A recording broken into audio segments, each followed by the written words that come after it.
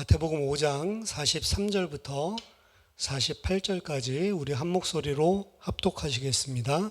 시작.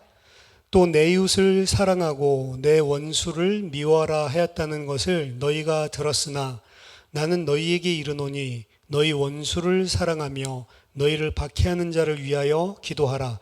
이같이 한즉 하늘에 계신 너희 아버지의 아들이 되리니 이는 하나님이 그 해를 악인과 선인에게 비추시며 비를 의로운 자와 불의한 자에게 내려주심이라. 너희가 너희를 사랑하는 자를 사랑하면 무슨 상이 있으리요? 세리도이 같이 아니하느냐? 또 너희가 너희 형제에게만 무난하면 남보다 더하는 것이 무엇이냐? 이방인들도 이같이 아니하느냐? 그러므로 하늘에 계신 너희 아버지의 온전하심과 같이 너희도 온전하라. 아멘. 오늘 14강 일반은총과 특별은총에 대해서 같이 말씀 나누겠습니다. 지난주에 우리 13강에서 우리가 해 아래에서 이 땅에서 수고해서 행해는 모든 일들, 이 땅에서 이룬 이 모든 것들이 결국 죽음을 직면할 때에는 유한한 것이고 다 사라져 없어져 버릴 것이기 때문에 참된 가치가 없는 헛수고다, 헛것이다 라고 같이 말씀을 나눴습니다. 따라서 우리는 이 땅에 없어질 것이 아니라 영원한 것, 영원히 없어지지 아니하는 것, 사실은 그것을 위해서 살아가는 게 성도의 삶이죠. 불신자랑 전혀 다른 것입니다. 그러면 이 땅에 있는 것이 가치가 없기 때문에 성도들은 이 땅에 사는 동안에 세상적인 일들, 예를 들면 학업, 직업, 사업, 여러 가지 일들을 해야 되는데 이러한 일들이 공부해봤자 그거 다 썩어져 없어질 것, 열심히 사업해서 돈 벌어봤자 그 돈 다 없어질 것, 그거 가지고 교회 세워봤자 그런 교회 건물도 다 없어질 것, 이러니까 사실은 아무 가치가 없는 것이기 때문에 신자는 그런 것들을 열심히 할 필요가 없는 것인가? 그러한 일을 열심히 하고 그러한 것들을 이루려고 노력하는 그 삶들 자체가 불신앙인가? 라고 하는 질문이 떠오르게 됩니다. 이러한 질문은 일반은총과 특별은총이 무엇인지 잘 모르기 때문에 일어난 것입니다. 자, 일반은총과 특별은총, 더 정확하게는 common grace, 일반 은혜와 그리고 special grace, 특별 은혜입니다. 은총, 그러니까 은혜랑 좀 다르게 느껴지는데 왜 번역을 신학에서 이렇게 했는지 모르겠지만 일반 은혜와 특별 은혜, 같은 의미라고 여러분 생각하시면 됩니다. 그럼 일반 은혜, 일반 은총은 무엇인가? 개혁신학자 루이스 벌코프는 일반 은총에 대해서 이렇게 정의했습니다. 일반 은총은 하나님께서 죄의 파괴적인 능력을 제어하여 우주의 도덕적 질서를 어느 정도 제어함으로 질서 있는 삶을 가능케 하며 사람들 가운데에서 여러 가지 다양한 은사나 재능을 부여하고 과학과 예술의 발전을 고무하며 인류에게 엄청난 복을 내려주시는 것, 이렇게 이야기했습니다. 어렵죠, 말이?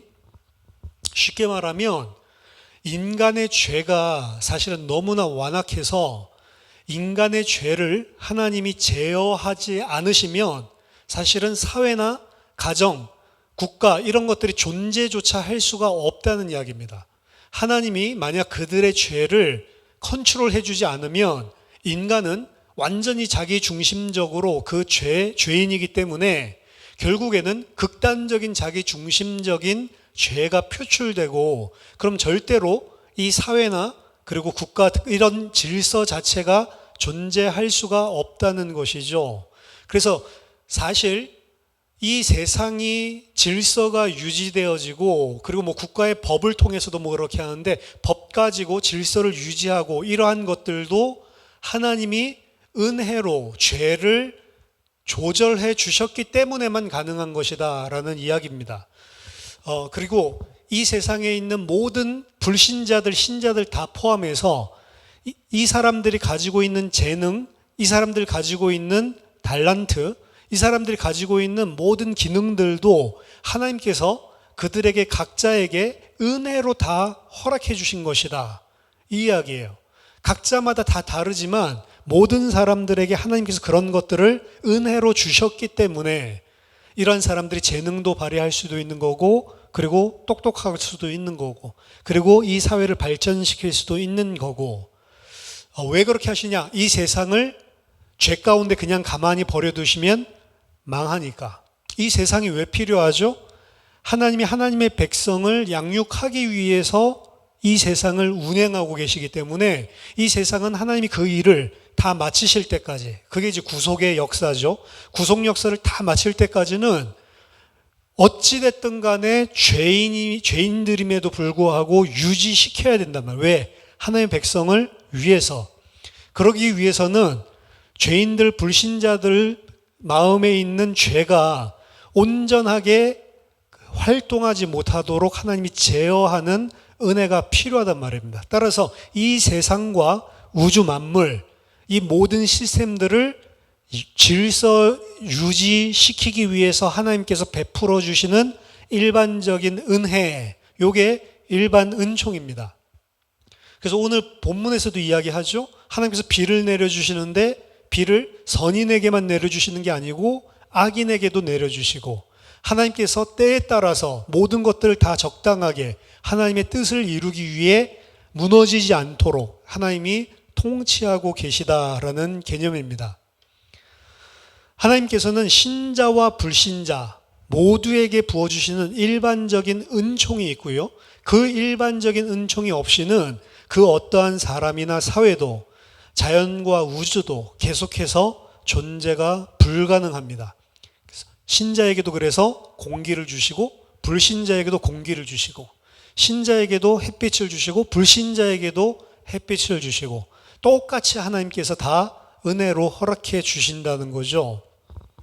하나님이 베풀어 주시는 일반 은총은 어떤 것이냐? 크게 세 가지로 나눌 수 있습니다. 먼저 첫 번째는 하나님은 만물과 만인을 유지하시기 위해서 택자나 비택자, 하나님 택하신 하나님의 백성 혹은 택하지 않고 유기한 불신자들, 이 모두에게 생명과 호흡과 기식하는 데 필요한 모든 것을 공급해 주십니다. 이거는 누구나 할 거 없이 이 땅에 하나님께서 하나님의 백성이든 아니든 동일하게 공급해 주시는 은혜예요. 그리고 그러한 것들이 없으면 사실은 우리는 단 한순간도 이 세상에 존재할 수 없는 것입니다. 뭐 불신자들은 그걸 인정하지 않겠지만, 신자는 그거를 인정하겠지만, 인정하고 안 인정하고랑 상관없이 하나님께서 공통적으로 베풀어 주시는 은혜라는 거죠. 두 번째로 하나님은 이 세상의 가정, 사회, 국가를 유지시키기 위해서 죄를 제어하십니다. 우리가 있는 죄를 억누른다, 이 이야기죠. 만약 하나님께서 죄를 억제하지 않으시면 가정, 사회, 국가, 이 모든 시스템들은 절대로 유지될 수가 없습니다. 창세기 20장 6절에서도 하나님께서 직접 간섭하셔서 바로가 아브라함의 아내 사라를 취하지 못하도록 막으시는 장면이 등장하죠. 이거는 이제 하나님이 직접 나타나셔 명령을 하니까 하나님이 그렇게 하시나 보다라고 하지만, 직접 안 나타나셔도 하나님께서 다 컨트롤하고 계시단 말이에요. 그 중에 하나가 출애굽기 34장 23절 24절 바로의 마음을 강팍하게 하시는 그 하나님이, 출애굽기 4장 21절에 바로의 마음을 강팍하게 하시는 하나님, 하나님께서 바로의 마음을 죄를 짓도록 강팍하게 만들었다는 것이 아니라 하나님께서 바로가 그 전에 이미 마음을 자기가 강팍하게 가지고 하나님을 대적하고 있었거든요. 하나님께서 그 마음을 그대로 유기시켜 놨다라는 이야기입니다. 그래서 이 세상의 모든 사람들이 어느 정도 불신자라도 의를 행할 수 있고 윤리 도덕적인 일을 할 수 있고 이런데, 그 사람이 그러한 의와 윤리 도덕을 행할 수 있는 근거는 성경 어디 있다고 이야기하냐면, 하나님의 온전하신 뜻과 계획 가운데 그 사람에게도 일반 은총을 베풀었기 때문에 그 사람이 그 의를 행하는 것도 가능하다는 거예요. 세 번째로 더 적극적인 면에서 이러한 하나님의 일반적인 은혜를 통하여 불신자들도 사회적으로 의로운 행위를 행할 수 있습니다. 특히 이 면에서는 불신자가 신자의 행위보다도 더 의롭게 드러날 수도 있습니다. 이 부분입니다. 불신자들 중에서도 진짜 법 없이도 착한 사람이 있고, 신자들 중에서도 은혜를 받았는데도 불구하고 불신자보다 못한 사람도 존재한단 말이에요. 근데 성경에서는 그 불신자들이 행하는 의도 하나님의 일반 은총의 영역 가운데서 그 사람의 마음에 베풀어 주신 은혜다라고 이야기를 하는 겁니다. 그 불신자도 사실은 그걸 안다면 그걸 자기 의로 삼을 수 없는 거죠. 근데 불신자들은 그걸 어떻게 한다? 자기의 의로 삼는다. 신자들은 그것을 바로게 안다면, 예를 들어서 나를 통해 어떠한 의로운 행위가 나왔다 하더라도 이것은 내가 한 게 아니고 하나님의 은혜, 예수 그리스도의 은혜 받은 자로서 마땅히 해야 될 일을 한 것이기 때문에 이것은 내 의가 아니고 예수 그리스도의 의다라고 인정하는 사람이 하나님의 백성이죠. 불신자는 그런 인정을 안 하지만 그런 불신자의 사회적인 그리고 윤리 도덕적인 의로운 행위조차도 하나님께서 일반 은총 아래서 허락하신 은혜다라는 것입니다. 특히 기억할 것은 이러한 사회와 국가의 질서 유지, 불신자들의 의로운 행위, 이런 것들도 다 하나님의 은혜로 말미암은 것이라는 사실입니다. 이걸 정말로 기억을 해야 됩니다. 결국에 이 땅에 살아가는 사람들에게 하나님께서 신자나 불신자들이나 상관없이 베풀어 주시는 은혜의 영역이 있다라고 하는 거예요. 그리고 그러한 은혜의 영역은 예를 들어서 재능 혹은 어떤 능력 이런 것들로 봤을 때 신자에게 허락하신 재능과 능력보다 불신자에게 허락하신 재능과 능력이 더 클 수도 있습니다. 신자에게도 더 큰 능력을 행하게 할 수 있지만 불신자에게도 더 큰 능력을 행하게 할 수 있는 거예요. 신자가 똑똑할 수 있지만 불신자가 더 똑똑할 수도 있는 거예요. 그거 왜 그렇게 하셨냐? 하나님께서 하나님의 백성을 구원하시기 위해서 필요하기 때문에 그렇게 하셨던 것이지, 그 사람의 의나 그 사람의 행위에 하나님 앞에 내세울 만한 그런 어떠한 선행이 아니라는 거예요. 그 모든 것들이 다 하나님의 일반 은총 영역에 속하는 겁니다. 그러면 특별 은총은 뭐냐? 특별 은총은 일반 은총과 달리 구원과 관련된 하나님의 은혜를 가리키는 겁니다. 불신자들에게는 일반 은총을 베푸시지만 하나님이 택하시지 않았다면 그들에게는 구원에 관한 은혜는 없어요. 구원을 받을 수 있는 은혜를 주시지는 않는단 말이에요. 일반 은총으로는 아무리 의로운 일을 행해봤자 인간의 죄책을 해결할 수가 없습니다. 그리고 인간의 죄인된 본성을 사실은 깨닫지도 못할 뿐만 아니라 용서받을 수 있는 길도 없고 그 죄를 정화시킬 수 있는 길도 없고 구원받을 수 있는 길 자체가 일반 은혜에서는 없다는 거죠. 단지 죄의 부패력을 억제해서 드러나는 죄의 행동들, 드러나는 죄의 결과를 완화시키는 역할을 할 뿐입니다. 하나님은 창세전에 자기가 택하신 자기 백성에게 특별 은총을 베풀어 주셔서 예수 그리스도의 십자가의 구속의 은혜를 깨닫게 하시고 자기 죄가 무엇인지를 깨닫게 하셔서 회개하고 그 예수 그리스도의 십자가를, 그 대속을 믿는 믿음을 가질 수 있도록 은혜를 베푸십니다. 이게 특별 은총이에요. 그 특별 은총이 없으면 자기 죄 깨닫지도 못하고 자기 죄가 용서받을 수 있는, 속죄받을 수 있는 길 다 하나밖에 없는데 그 예수 그리스도의 십자가, 은혜 이런 것들 전혀 깨닫지 못한다는 거죠. 들어도 못 깨닫고요. 가르쳐줘도 못 깨닫습니다. 우리가 생각할 때는 야 이걸 왜 못 알아듣냐라고 하지만 아무리 이야기를 해줘도 못 알아들어요. 사실은. 알아들은다 한들 그거는 너 생각이고 안 믿어져요. 이 사실이 안 부딪혀요. 아무리 죄인인 거를 성경을 가지고 이야기를 해도 야 사람이 뭐 다 그렇게 사는 거지 뭐. 그럼 뭐 자기 자신을 위해서 살지 자기 자신 중심적으로 쭉 살 수밖에 없지. 너는 그렇게 안 살아? 너 예수 믿는다면서? 안 들어와요. 우리는 예수 믿는 사람이 여전히 자기 중심적인 삶을 살고 있는 그런 죄의 모습을 보여도 그 이야기를 들으면 그래 나 진짜 내가 죄구나 이렇게 아는데 못 깨닫는 사람은 에이씨 네가 더 나보다 네 중심적으로 사는데 안 들어오죠.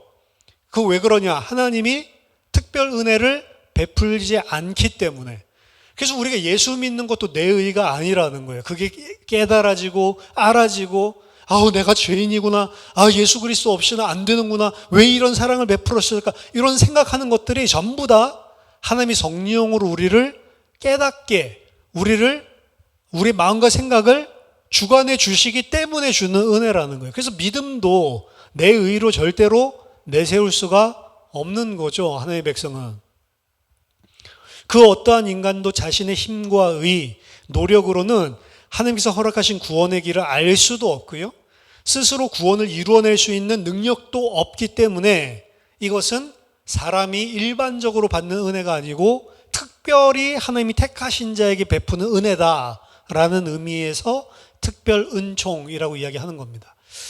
계시에도 두 가지가 있죠. 일반 계시가 있고 특별 계시가 있습니다. 같은 맥락이에요. 계시는 드러내다라는 뜻이거든요. 뭘 드러내냐? 하나님이 계시다는 사실, 하나님의 존재를 드러내는 거예요. 그래서 로마서 1장 같은 데 보면 불신자들도 만물을 쳐다보면 그 안에 있는 신성을 보고 뭔가 조물주가 있구나, 창조주가 있구나, 하나님이 있구나. 굳이 만물을 쳐다보고 그거 너무 신비롭다 이거 안 봐도 그냥 막연하게 뭔가 신이 있는 것 같다, 하나님이 있는 것 같다. 이건 일반 은총의 영역입니다. 근데 창조주가 있는 것 같다, 조물주가 있는 것 같다, 하나님이 있는 것 같다, 그거 자체 믿음 가지고는 구원받는 게 아니죠. 그거 가지고는 죄를 용서받을 수 있는 것도 아니고, 오직 뭐를 통해서만? 그래서 예수 그리스도를 통해서만 너희들이 구원받을 수 있는 거야. 이것까지 이해가 돼야 되는데 이거는 자연을 쳐다보면 알 수가 없는 거예요. 이거는 이 만물을 갖다가 아무리 디벼본들 그래서 내가 죄인이고 예수 그리스도로만 이거는 뭘로만 알 수 있어요? 특별 계시, 그게 말씀이거든요. 성경 말씀을 통해서만 알 수 있는 내용입니다. 그래서 구원과 관련된 특별한 계시가 있는 거예요. 일반적인 계시가 있고 불신자들도 눈치챌 수 있고 불신자들도 발견할 수 있는 일반적인 계시가 있지만 일반 계시는 그걸로는 구원을 못 받는다. 하나님이 특별한 계시, 특별한 은혜를 주셔야지만 구원받을 수 있다는 것입니다. 그래서 일반 은총과 특별 은총, 특별 은총은 신자에게만 특별히 속하는 어떻게 보면 특권적인 은혜지만 일반 은총은 신자든 불신자들 가리지 않고 전부 다 똑같이 적용되어지는 하나님의 은혜란 말이에요. 그래서 그 일반 은총의 영역이 그럼 왜 중요하냐? 우리가 이 땅 살아가는 동안 불신자들과 같이 살아가기 때문에 중요한 거예요. 만약 우리 이 땅에 살아가는 동안 불신자 없다 그러면 사실은 특별 은총, 특별 계시 가지고 서로 말이 통하고 가르치고 교훈하고 이렇게 할 수 있는데 불신자는 그거 안 통한다는 말이죠. 그래서 하나님이 일반적으로 베풀어 주시는 은혜는 동일합니다. 많은 성도들이 삶 속에서 이 일반 은총의 영역과 특별 은총의 영역을 많이 혼동하고 있고요. 이 혼동 때문에 신앙생활을 성경에서 이야기하는 대로 하지 않고 사실은 거짓된 종교생활, 우상숭배적인 그런 교회생활 이렇게 하는 사람들이 상당히 많다는 말입니다. 자, 이 땅에서의 학업, 직업, 사업 등은 일반 은총의 영역에 속한 것으로 신자와 불신자 상관없이 누구든지 주어진 재능으로 성실히 열심히 노력하는 자에게 더 좋은 결과가 나타납니다. 물론 더 좋은 결과가 나타날 때도 있고 안 나타날 때도 있죠. 사람에 따라서 그렇게 열심히 했고 성실하게 했는데도 불구하고 인간들이 죄인이라 인맥을 쓰든지 뭘 해서 이 사람의 결과가 안 좋게 나타나는 경우가 없냐? 있어요. 그런 거 배제하라는 말이 아닙니다. 그런 것들 다 있는데 그래도 일반적으로 예를 들어서 학업을 치면 공부 열심히 하고 성실하게 하고 그리고 시험 전날 밤새면서 노력해서 한 사람이 그렇게 하지 않은 사람보다 당연히 더 좋은 결과가 나오는 거예요. 신자고 불신자고 상관이 없습니다. 이거를 일반 은총의 영역인데 이것을 혼동하면 시험 보지 않고 내가 기도를 열심히 하면 시험 잘 볼 수 있다. 이렇게 되는 거예요. 기도를 열심히 하면 시험을 잘 볼 수 있다. 이런 식의 믿음은 비건전한 신비주의, 마술주의입니다. 사실은. 성경에서 이야기하는 믿음이 아니에요. 이것은 내가 원하는 것을 나보다 더 힘이 세고 능력이 많은 하나님의 능력을 빌려서 이루어내려고 하는 우상숭배란 말이에요, 사실은. 그래서 학업에 좋은 성적이 나오기 전에 학생은 그냥 공부 열심히 하는 것입니다. 공부 열심히 해도 어쩔 때는 몸 컨디션이 안 좋아가지고 갑자기 뭐 배탈이 난다든지 이래가지고 성적이 안 좋게 나오는 그런 케이스도 있을 수 있지만 그런 것들은 그 특별한 경우고요. 특별한 것들이 뭐 아다리가 맞았다. 그것도 다 하나님의 계획이겠지만 그래서 발생하는 것이고 일반적으로 성실하게 하는 사람들이 더 많은 것들을. 그럼 예를 들어서 콩 심은 데 콩 나고 팥 심은 데 팥 난다. 그거는 불신자에게만 적용되는 게 아니고 신자에게도 적용되는 거예요. 신자가 콩을 심었더니 팥이 나는 법이 없단 말이죠. 왜? 하나님이 다 일반 은총 가운데 허락하신 것이기 때문에 그렇습니다. 근데 그 일반 은총의 영역을 거짓 믿음 혹은 기도 이런 것들을 통해서 하나님의 나보다 더 센 능력을 받아서 이뤄내려고 하는 그런 심보는 그 우상숭배하는 불신자들이 하는 짓이란 말이에요. 그래서 마태복음 6장 24절 33절에 보면 그런 것들은 이방인들이 기도하는 것이다 라면서 무엇을 먹는지 입는지 그렇죠? 무엇을 먹을지 입을지 그거는 기도할 필요가 없습니다. 사실은 그냥 내게 주어진 일 성실하게 하면 되는 거예요. 성실하게 했는데도 먹을 게 없으면요 그럼 그냥 굶어 죽으면 되는 겁니다. 그것도 큰 문제가 아니란 말이에요. 중요한 것은 그 일반 은총의 영역들 아래에서도 하나님의 백성으로 하나님께 감사하면서 살 수 있냐. 하나님은 우리를 훈련시키고 양육시키는 일을 한단 말이에요. 심지어 내가 이렇게 열심히 했는데 불신자는 너무 똑똑한 머리를 가지고 태어나서 나보다도 덜 열심히 했는데도 좋은 결과가 나오고 좋은 열매를 맺어. 근데 그런 것들 속에서도 하나님께서 내게 주신 거에 만족하고 감사할 수 있냔 말이에요. 하나님께서 내게 모든 것을 나에게 가장 좋은 것을 주신 아버지다라는 생각을 믿고 그 신실하심을 신뢰할 수가 있냔 말이죠. 그런 것들을 위해서도 불신자를 더 뛰어나게도 하시는 겁니다. 사실은. 어떠한 것에 어떠한 형편에 있든지 하나님께서 너를 완벽하게 인도하고 계시는 신실하신 아버지이신 거를 네가 믿냐? 이런 상황들 속에서도 물어보시는 거예요, 사실은. 따라서 신자들은 이 땅에 사는 동안 하나님께서 자신에게 허락하신 건강, 재능, 환경 등을 성실하게 활용하고 노력해서 자신의 삶에 필요한 것을 충당하게 하신 것이 하나님의 뜻입니다. 그게 일반 은총 아래서 하나님께서 신자들이 이 땅 사는 동안 살게 하신 은혜예요, 사실은. 다른 요행을 바라고 살도록 하지 않았다는 말이죠. 데살로니가 후서 3장 6절 12절 보면 이제 말세가 가까웠다. 주님의 재림이 가까웠다. 데살로니가서는 주님의 재림이랑 종말이랑 굉장히 밀접한 문제들을 다루고 있는 책이죠. 초대교회에 어떤 사람이 있었냐? 이제 주님 곧 오실 건데 뭐 이래가지고 일 안 하는 사람이 있었어요. 왜 주님 곧 오실 건데 일하면 뭐하냐? 아까 서론에서 말했듯이. 그래가지고 일 안 하는 사람. 그럼 일 안 하면 그 사람 안 먹어요? 먹죠. 그럼 그 사람은 일 안 하는데 어떻게 먹어요? 부모나 다른 가족이나 다른 교회에 빌붙어서 먹죠. 그래서 이러는 사람을 보고 바울이 일하는 자는 먹지도 말라고 해라 라고 이야기하는 거예요.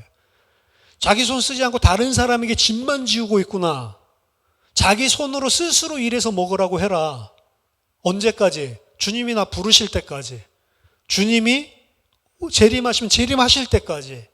일반 은총 아래에서 하나님께서 주신 그 일반 은혜에 순종하고 살아가란 말이에요. 그렇게 않고 주님 오실 거니까 나는 일 안 해. 그 사실은 주님 오실 거를 너무 잘 믿어서 그러고 있는 게 아니고 자기 자신이 일하기 귀찮으니까 그런 거예요, 사실은. 힘드니까 육신이 움직이면. 하나님의 백성이라면 나를 부인하고 오히려 다른 사람을 섬기는 삶을 통해서 일반 은총 아래에서 양심의 법을 가지고 살아가는 불신자보다 더 인격적인 사고와 올바른 삶을 사는 것이 당연한 것입니다. 디모데전서 5장 8절에도 불신자보다 못한 사람 이야기를 해요. 누구냐? 자기의 가족 챙기지 않는 사람. 불신자들도 자기의 가족 챙길 줄 아는데 하나님의 백성이라고 하고 그 은혜 받은 사람이라고 하는 사람이 어떻게 자기 가족을 안 돌아보냐, 이런 이야기를 한다고요. 그 불신자도 자기 가족도, 불신자 자기밖에 모르는 그 사람도 자기 가족은 돌볼 줄 아는데 하나님의 은혜를 받고 자기 중심적으로 살지 않고 다른 사람을 위해서, 하나님을 위해서 살아야 되는 너희가 나 하나님 위해서 살아 라고 이야기를 하면서 나 하나님의 백성이야 라고 하면서 불신자 하는 그 생각도 못하면서 사는 게 말이 되냐. 불신자가 생각하는 자기 가족도 생각을 안 하는 게 그게 하나님의 백성이냐. 어떻게 보면 질책을 하는 거거든요. 오늘 본문에서도 그렇죠. 윤리 도덕적인 삶을 아까 전에 불신자가 신자보다 하나님의 은총 가운데서 더 어떻게 보면 경건한 나은 삶을 사는 자들도 분명히 존재한다라고 이야기하는데 사실 오늘 본문에서도 불신자들이 그렇게 사는 신자들보다 더 그러한 삶을 잘 사는 것이 창피한 거라고 이야기하고 있어요. 왜냐하면 신자는 어떤 사람입니까? 신자는 원수까지도 내 몸과 같이 사랑하고 원수까지도 아껴야 되는 게 원래는 기준이에요. 왜? 더 이상 나 자신을 위해서 나 중심적으로 살지 않고 다른 사람을 살리고 하나님의 섬기는 사람으로 살아가기 때문에. 마태복음 5장 산상수훈에 있는 건 누가 다 지켜요? 아무도 지킬 수 없죠. 근데 기준은 이거라고요. 이렇게 못 살면 내가 죄인이구나. 이거 통탄할 일이지. 이거는 예수님밖에 이렇게 못 살아라고 이야기한 게 아니라고요. 원래 하나님의 아들의 기준은 이거라고. 우리가 이거 안 되니까 그리스도 안에 묻혀서 가는 거지만 이게 하나님 백성의 기준이라고요. 그러면서 뭐라고 얘기하냐? 너희가 너희를 사랑하는 사람만 사랑하면 불신자랑 뭐가 다를 바가 있냐라고 이야기하죠. 그 말은 뭐죠? 불신자보다는 너희들이 사랑이 당연히 더 많아야 되는 사람들 아니냐. 왜? 하나님이 사랑받았다며. 불신자들이 받지 못한 그 사랑받은 사람이라며. 그럼 당연히 불신자들보다는 더 나와야 되는 거 아니냐. 불신자랑 똑같은 수준의 사랑이라면 그게 너에게 무슨 하나님의 아들이란 가치가 있냐라고 이야기를 하고 있는 거죠. 너희 형제에게만 무난하면 남보다 더하는 것이 무엇이 있냐. 이방인들, 불신자들도 다 이같이 하는 거 아니냐. 예수 그리스도가 우리는 이것 못하죠. 못합니다. 불신자 수준도 못할 때도 있다고요. 그러면 불신자 수준보다 못하니까 그러니까 나는 은혜가 필요해. 그걸로 마치는 게 아니고 사실은 부끄러워야 되는 거예요. 그게 정상적인 하나님 백성의 생각입니다. 그렇기 때문에 내가 내 의의를 못 내세우는 거고 그렇기 때문에 예수 그리스도만 의지하는 것이고 하지만 반드시 이 안에는 거기에 대한 부끄러움이 있어요. 양심에 하나님 찔리는 게 있어야 돼요. 불신자들도 하나님이 그 양심을 통해서 법을 지키게 만들면서 일반 은총의 영역에서는 하나님이 이 세상을 유지시킨대요. 근데 하나님의 백성이라고 하는 사람이 죄를 범하고 하나님의 뜻대로 생각하고 자기 욕심만 챙기면서 양심조차 찔리지 않는다. 그거 하나님의 백성 아니라는 겁니다.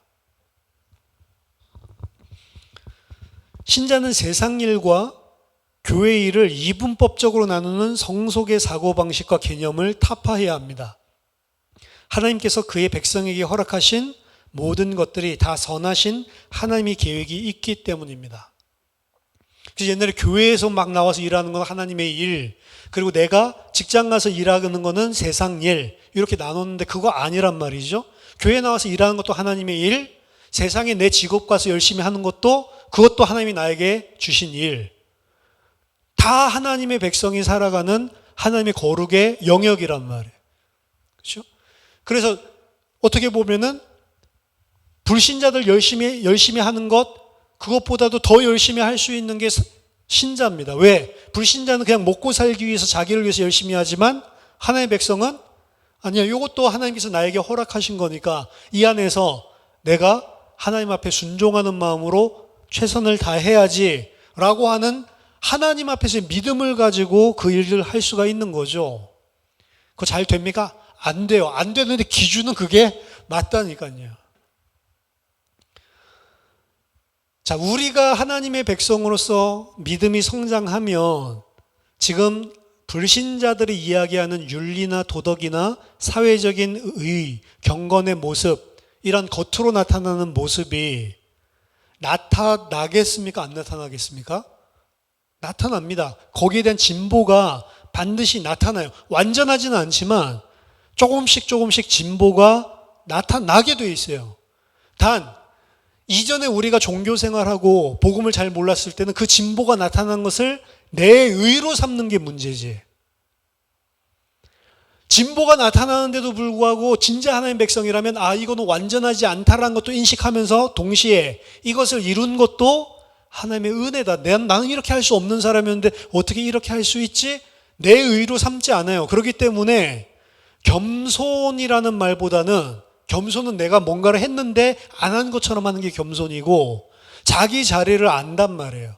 그런 의미에서 내 의가 아니고 하나님의 의만 붙잡는다라고 하는 거지, 삶에 있어서도 당연히 나를 부인하고 하나님을 섬기는 백성으로 살아가면 이러한 모습도 당연히 조금씩 나타나게 돼 있습니다. 그것 성장하게 돼 있는 거예요.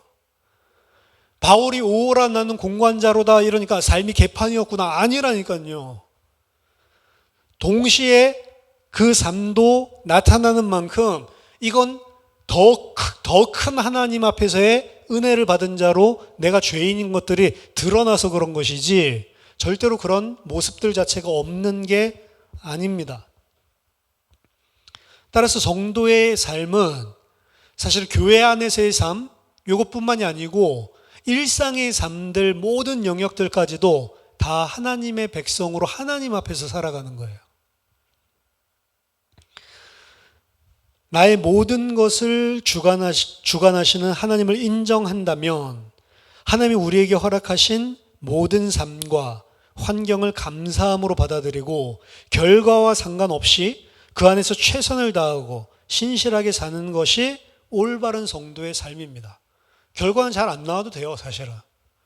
우리 자녀들한테 늘 이야기하잖아요. 시험 못 봐도 괜찮다. 근데 할 수 있는 한 최선은 다해라. 요것처럼 똑같은 거라니까요.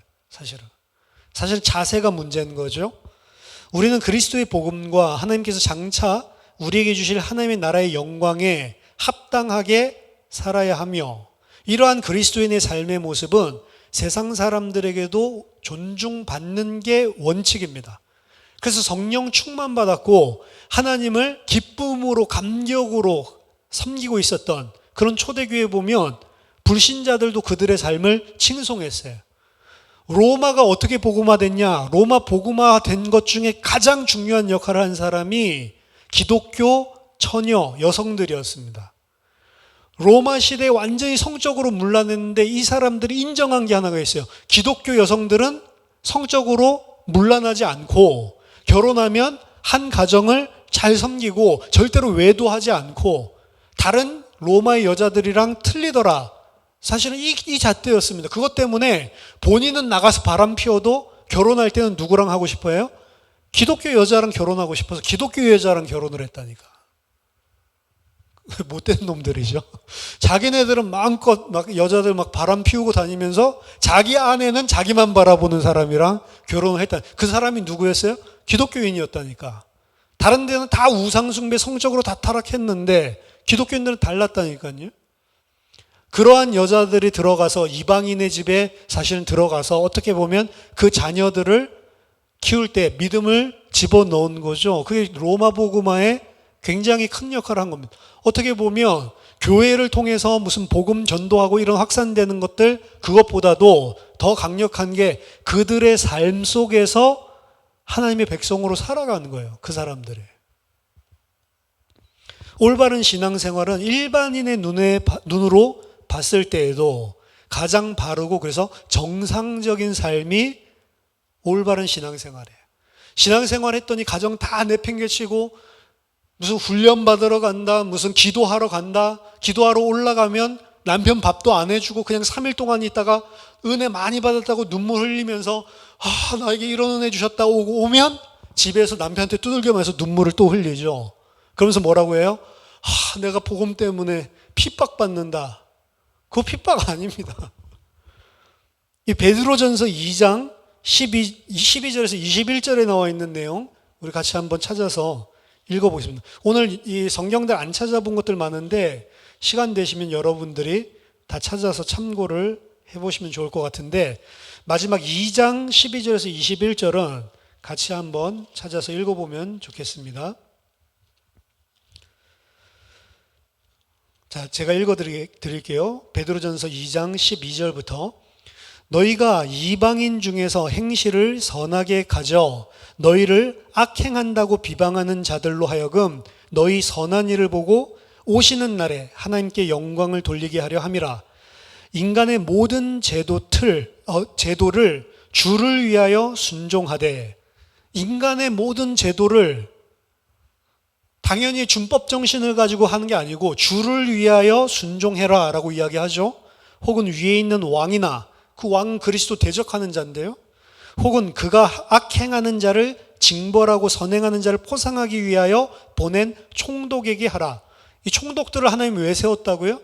법과 질서를 사회를 유지시키기 위해서. 그 사람들한테도 순종해라. 아니 이 사람들 불신자고 이방인이고 그리스도 대적하는 자인데요. 근데 그 사람들이 이야기하는 사회법은 옳은 거니까 그 사람들 말대로 법 지켜라 이 이야기입니다.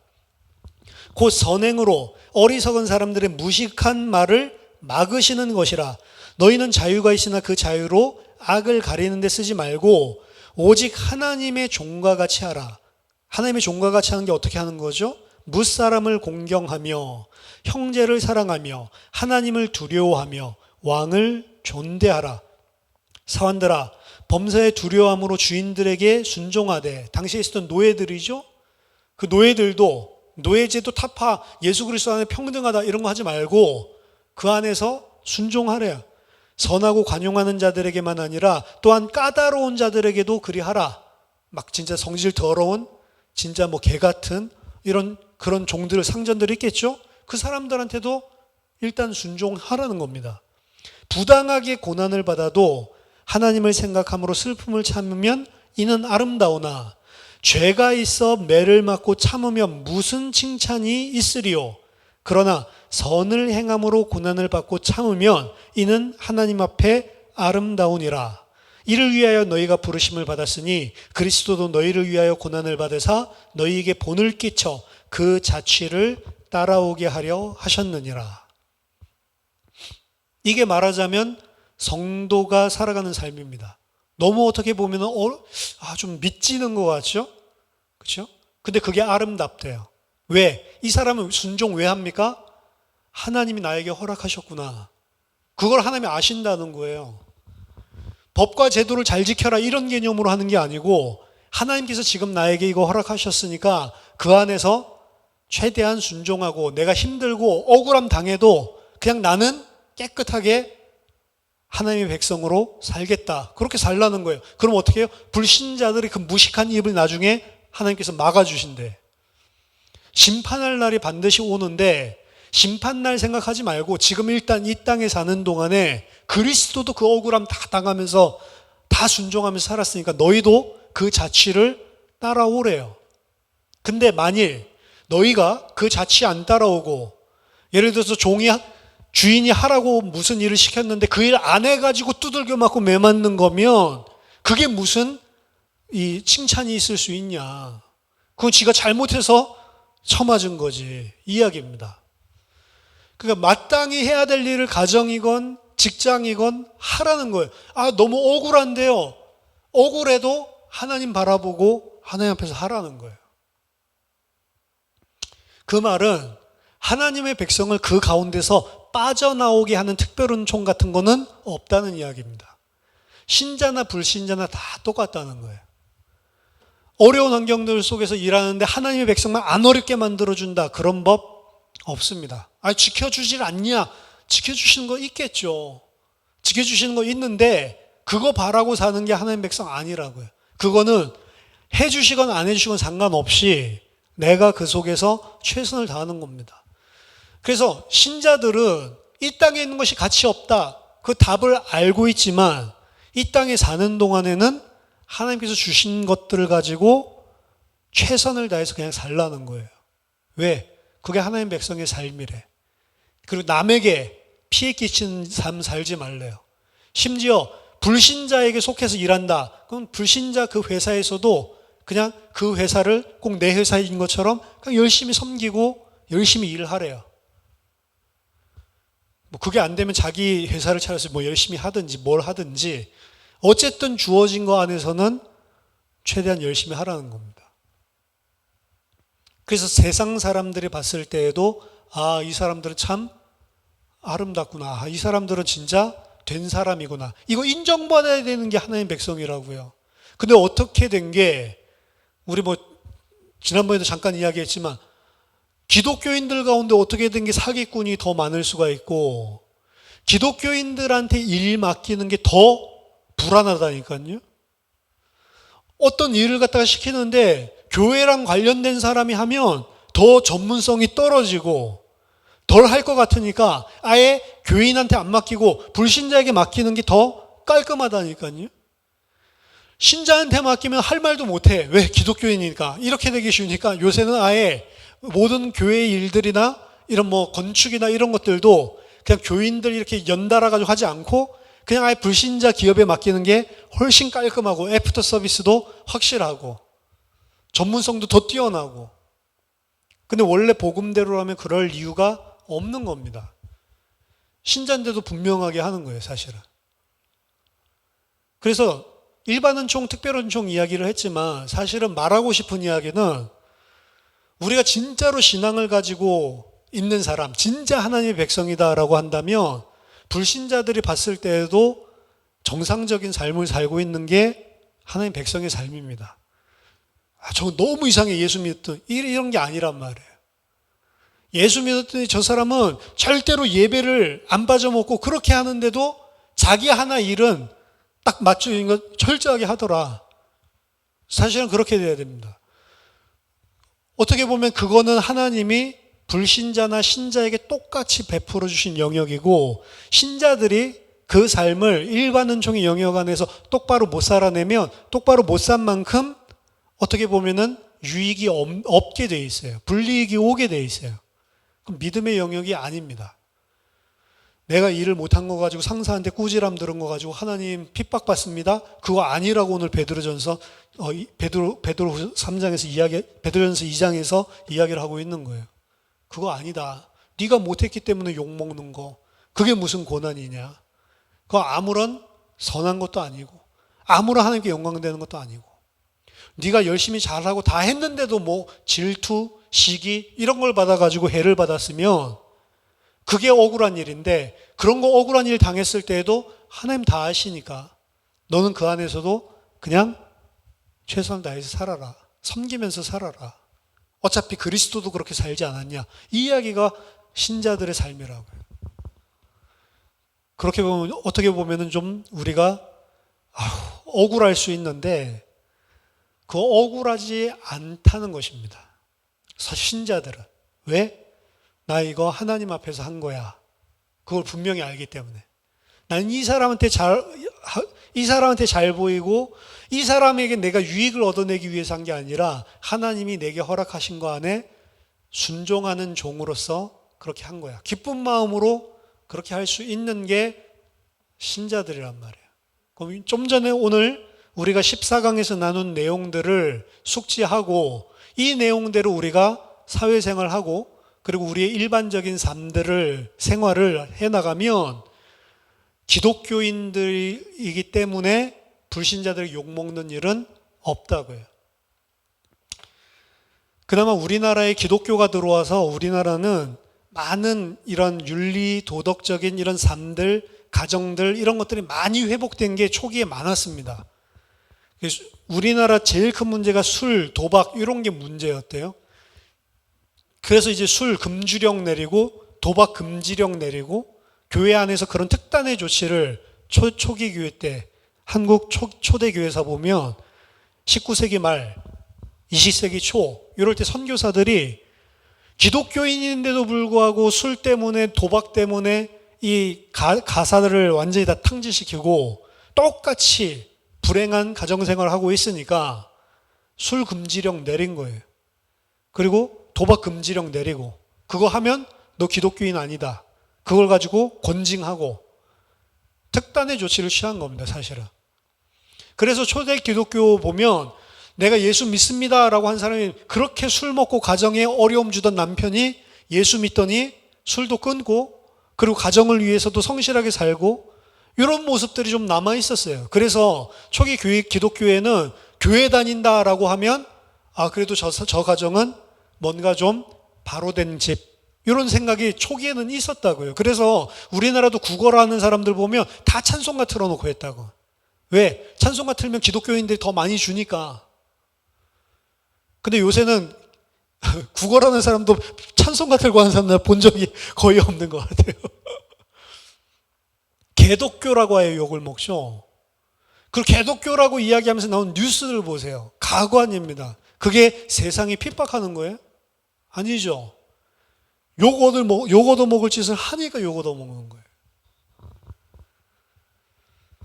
일반 은총의 영역을 신비주의 같이 특별 은총의 영역으로, 그래서 내가 하지도 않은 불로소득을 챙기려고 하는 그런 심보라든지 그것도 잘못된 것이고, 하나님의 백성이 이 땅에 있는 거 가치 없어 이렇게 하면서 내게 하나님께서 이 땅에 살면서 허락하신 것들 신실하게 순종하지 않는 것, 이것도 문제고, 이것들만 바로 고쳐서 우리가 하나님 앞에서 교회에 있을 때이든지 혹은 내가 맡고 있는 일 할 때이든지 다 하나님 앞에서 하면 당연히 세상 사람들이 봤을 때 할 말이 없게끔 만들어주는 삶이 되는 게 원래 기독교인의 기준이란 말이에요.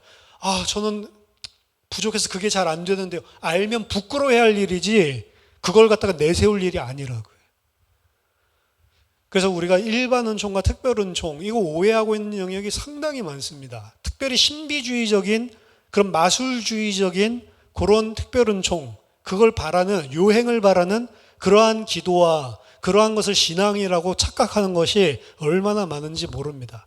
저희들 바른 신앙의 기준을 가지고 하나님의 백성으로 주님 앞에서 승리하는 여러분 되시길 예수 이름으로 축원합니다. 기도하겠습니다. 하나님 아버지, 은혜를 감사드립니다. 이 땅에 사는 동안 마땅히 하나님의 백성으로 행해야 될 삶, 나 자신을 부인하고 하나님과 이웃을 내 몸과 같이 사랑하는 하나님의 종으로 살아갈 수 있도록 하나님 우리에게 은혜를 허락해 주시옵소서. 비록 그러한 삶을 살 수는 없지만 은혜 받은 자로 마땅히 그러한 삶을 살아야 하는 것이 기준임을 알고 빚진 자로, 하나님의 그 은혜에 합당하지 못한 그런 연약한 자로, 하나님 면목 없는 자로 주님의 의를 붙드는 주의 백성 되게 하여 주시옵소서. 세상 사람들 앞에 세상 사람들보다 더 하나님의 백성답게 살 수 있는 은혜를 허락해 주시옵소서. 예수 그리스도의 이름으로 기도하옵나이다. 아멘.